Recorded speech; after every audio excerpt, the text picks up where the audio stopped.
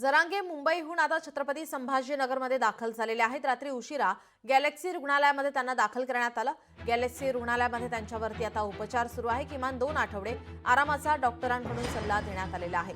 मराठा आरक्षणाच्या मागणीसाठी मुंबई येथे उपोषणाला बसलेले मनोज जरांगे यांनी अखेर उपोषण हे काल सोडलेलं आहे।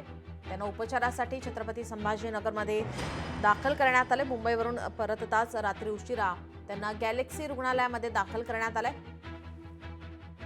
डॉक्टरांनी त्यांची तपासणी करून आता आराम करण्याचा त्यांना सल्ला दिलेला आहे। दीर्घकाळ उपोषणामुळे त्यांच्या प्रकृतीवर परिणाम झाला असून पुढील काही दिवस वैद्यकीय देखरेखीखाली राहण्याची माहिती डॉक्टरांनी दिली आहे।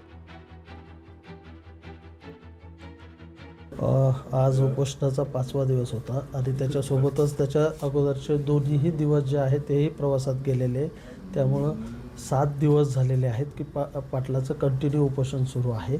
आता आल्यानंतर त्यांना चक्कर येत होते, त्याच्यानंतर पोटही दुखत होतं, ॲबडोमिनल पेनही होता, BP त्याचा 90-60 होता, शुगर ऑलरेडी आपण तिकडे केली होती 70s होती।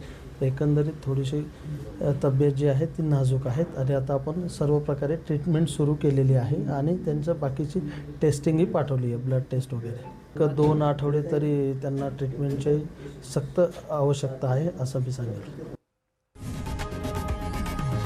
लोकशाही मराठी ऐका, पहा, जागरूक रहा।